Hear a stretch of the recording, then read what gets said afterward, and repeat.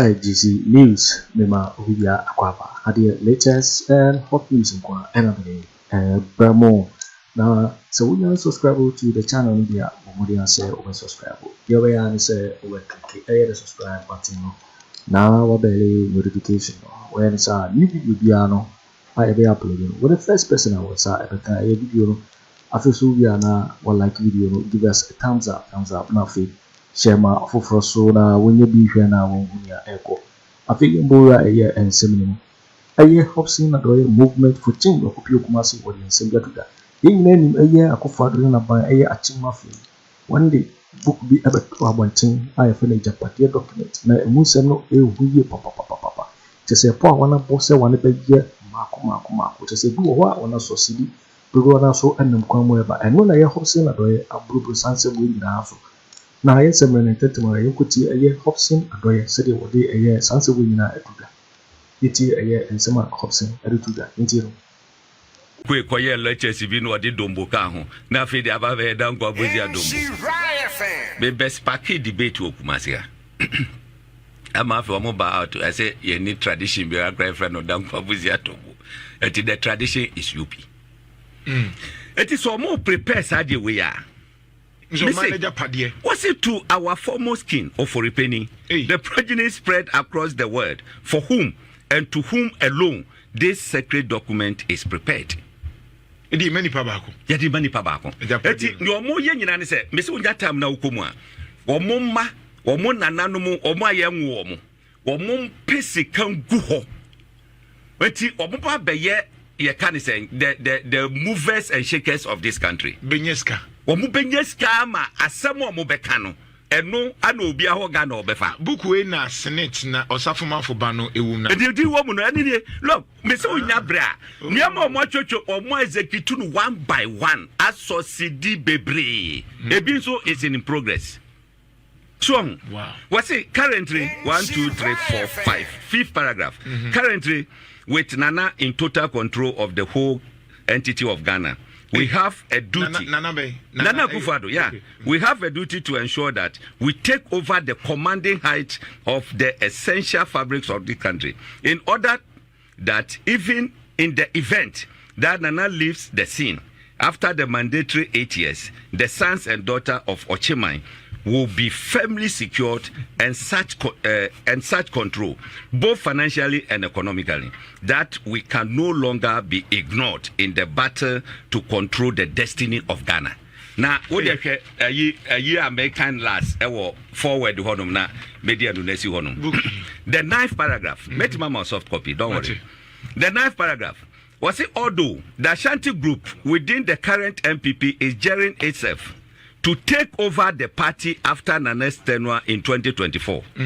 It would be ideal if we could work to bypass them in 2024. With hard work, we could work to pass the mantle over to a non-account person, preferably from the north, under whose presidency we could secure the majority of our takeover project. Interesting.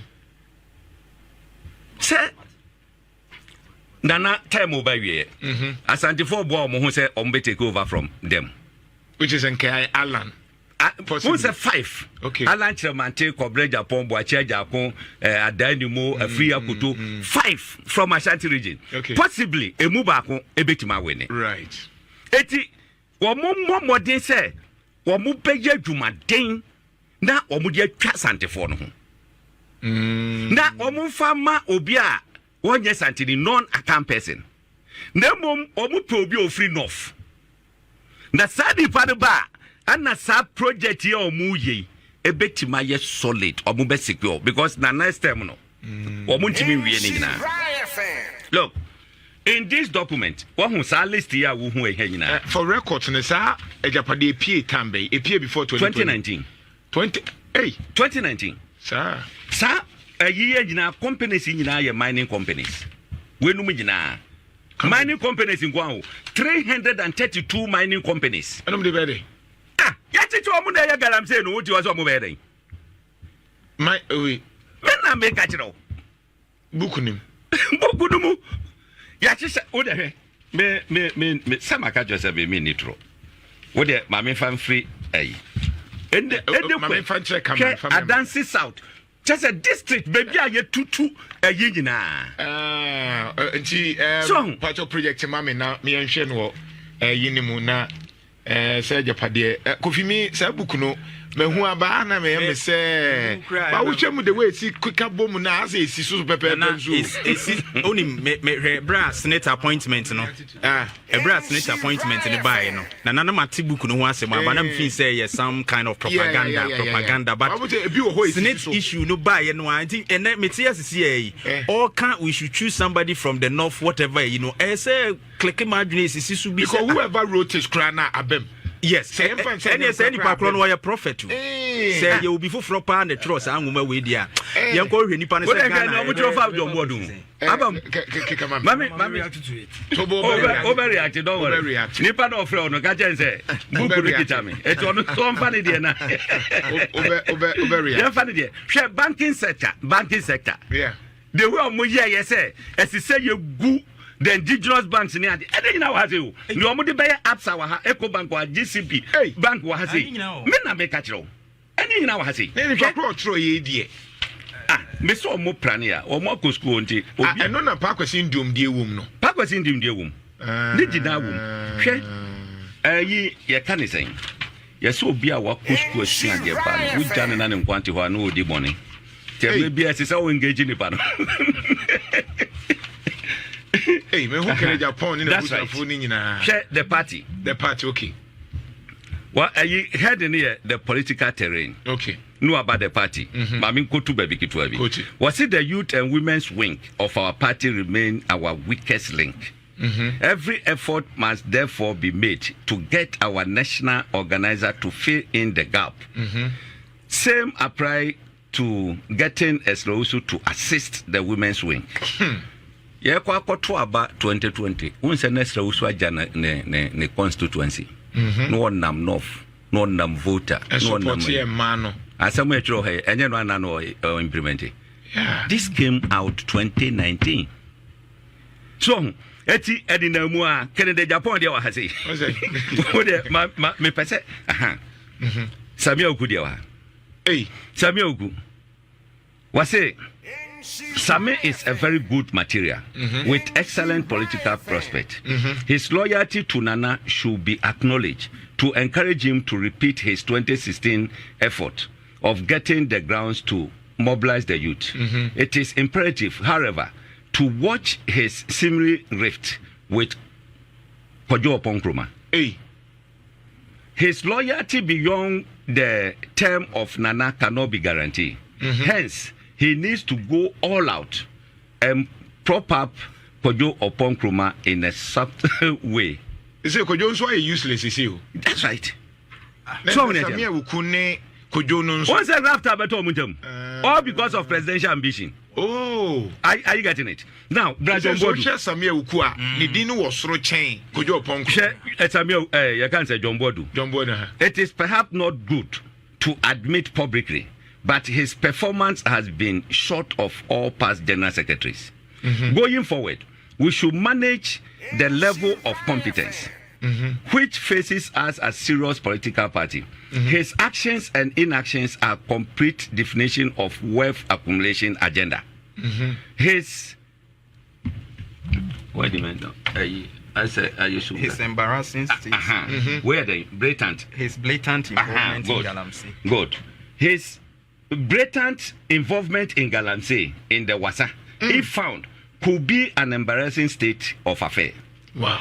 The last report prepared by Dr. Amoakotufo affirms the fact, as well as the revelation about the monies he took from 183 candidates for government appointment. Hey, this is the book saying it all. It's not me. Unfortunately, his alcohol addiction and his weakness regarding women makes him hugely vulnerable. Not according to the book. That notwithstanding, he has a rare talent to churn out crazy ideas which yield beneficial outcomes. this is, I mean, these are some of the things. Rollins factor. Rollins is only really. What the Rollins is either minority, minor parties. Kwa yo mbefaso amo musika LPG boom Darko GCPP ni de kai ka hunyina ni na o maka kwasem e wa hase so ho ne tie no religious and chieftaincy ono nso ka ho o mo abubodi nyina kwa mo befaso a o mbeja yi won se nansen ya sofo obi e bai o kremoni susu di o ma na yeye ni ade ni nyina o mo ye ho agenda enura ana minya video asofo obi gina ho hey, ye babe ko omo se omo ko start o adwoso ye twa omo adwoso omo ko that day I will be in adwoso say ye gina ye ba sorry o ye ba sorry ye be ko tu bible no ye clear wasi sum ni han ni twaka bia yeah you say that be omo ba be ye adwuma makremoni aba be di o man so I don't have a problem but don't twist bible na ukita no don't twist it. Yegina Christopher, we are all shareholders. Yeah. The mere fact of yes of I mean yes of no doesn't make you higher than any Christian. So on eternal. Chasa Jina Sammy who Pastor Mensah. Message me am mashisha for mu nyina wa here. Hey. And it's working one by one. One by one. Mensah Otabil yongu na yi yam make sure you hu so ba be ya ya chase asofo mu ahihye a wo mo ba be take you over. What do you say? Mother, me we pa me the time ni nyina be mo. Me react. Me we pa me the time ni nyina be. Don't worry. Hopeson here. We special you jai. We me senior. O man kwan a. Do be ye. O ye be ma kama ne kan. Ondi boni ni nyina wie. Nya betre. Now politically uni ni o ye. Ade. Bugwe me na me try. You don't allow. Bugwe me na me try. So do na wo kire ekwan ya. Na danwa. Wo kire me ekwan ya me fa so. No, me ba na wo 10. What is your problem? Me say we have the number. Who dey don worry? Akra ne the number. O how ne say? To aso. We have the number. Ajapade. Hwe. Wo hwe telecom. Ene wa hu ne nti a. They can say data boy dem pa. True. Data. Who said the boy dem pa? First time come Tony Street direct from NCA. Okay. Wrong. Yeah. But in peninphobia say no. Omo akwa jeje. Na ya share for no opa what the opa Owusu RTI never demand from the telecommunication companies how they go about it. I get it, I know. Akoto kakra bi wa say na for Akoto no boom o baby any ade na man for air package ka go moto at our own network. So that you know what my look once I money for a fight Kennedy GVG. Sadio no. And now what about the book mu? Yeah, or book can you say and one year the baba. Or no one year the contract the baba no. Yeah, the amano. And one who said yes sweaty. One said yes sweaty. A bushia baako betna say yenje we na yenje was it the technical team led by DM Ofori Atta, Madam Fopa. Say so ya dey na opposition dey na say so onye politics view or tradition wo di o hwa hensem any ade wo hu ayi diama body obodo ojoro yeah we nyina is to take over Ghana. Yes, take over Ghana na senior wo mu fi say JB dan kwa sha se o mu fight na wanya kwan ama meji o mine so like a yes millennium leader near Boko Amen Kromano. As he said the next 100 years no. Aye Otchere mindful. Etimi eteki that control. Me please because me yes kakra Osafo Marfo bano. Okay. Mama say Osafo Marfo senate dia no. Obi share mama say ne wum senate. Yeah. Ewum wo dem ba. Omo de be mo Osafo Marfo ne ba ne na sefo ne ye ya. Enti hwehwe mai ne yenye advert kakra bra. Na ye be mo aka. Me anu hye no na no. Nyam na me kan. Last but one.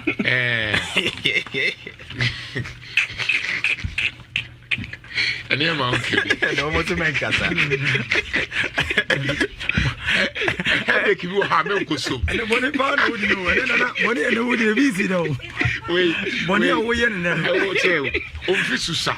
Nana was had the way. Who instrumentalized money because you money better because the audience the audience are willing and are ready to listen to our part of the story. Give us the opportunity. Fair opportunity. I'll give you another big question. Me person only start here baby and say prophecy will be memuana. Just say one. Okay, who is the author? High sense. Who is the author? But say this is the forward was signed by this is a propaganda material. Is it true? Say it is not true. And your money be mem. Nana, it is Osafo Marfo bassinet. I have read that portion. There are a lot of propaganda material out there. So many chances. Next week, we will propaganda material. We talks about Chief Alan Kojo Kyeremanteng. Okay, my main, yeah. Fabras is here. Okay, to police. Nana, high sense. 5 minutes into police. I didn't know. Memoir. Just to let you know something. Phase 2 of media control. There is no doubt that Joy 99.7 FM and multimedia group will remain an industry leaders in the communication sphere.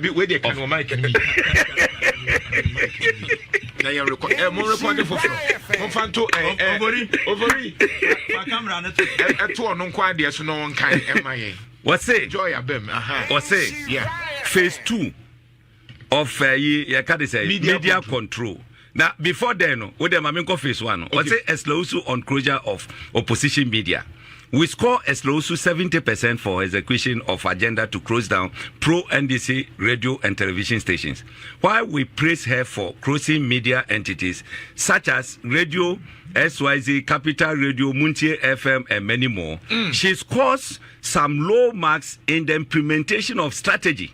Wait, we expected her to leave Radio Gold from the list for obvious tactical reasons. She could have waived their debt like she has done for our friendly stations, such as Ash FM in Kumasi.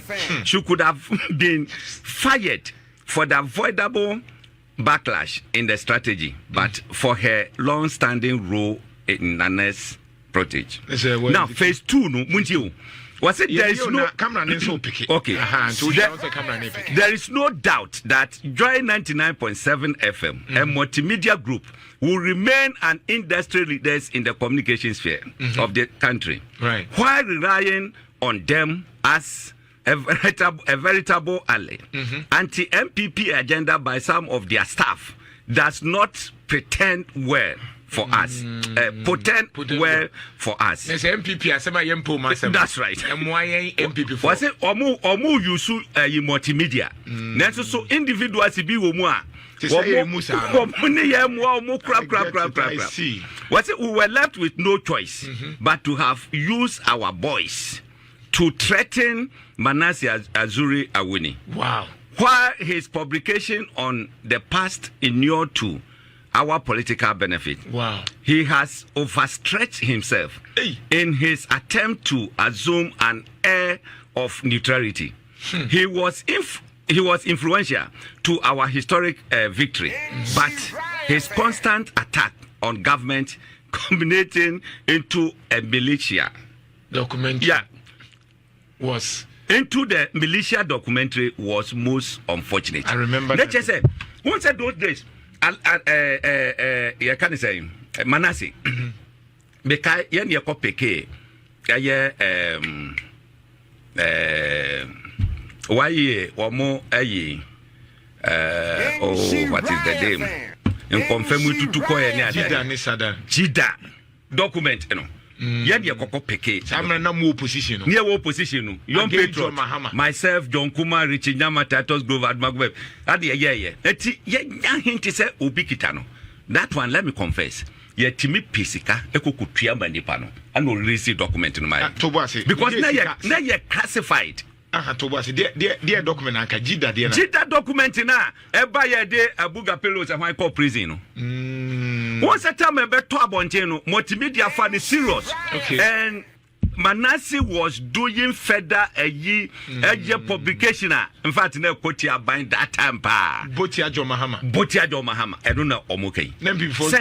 Manasseh, the work, towards victory 2016. It cannot be overemphasized. But say, I say, Wazumu, you say, you're neutral. As also a Kotia, a good say, or Owusu boys at the Treteno. Sadia way, Anzi. Manasseh Azuri and Yananko Trans South Africa. As you say, it will be a Jan. Eti Buku, I didn't have a case propaganda. I didn't have a case tro. Assembly will be happen one after the other. You're waiting for winning and some of your Hopeson Adorye movement for change a year in Japan. You document your Mensah and the Hopeson Addo Gwana Eddie because this is so and our head. So when you subscribe, we are Commodian say over subscribe. No, I like it. Now, so watch your video no amount for so any be out here. Also, get me Otchere what you fire. So we now comment boxing. Obey in my next video. Thanks for watching. Like and share the video.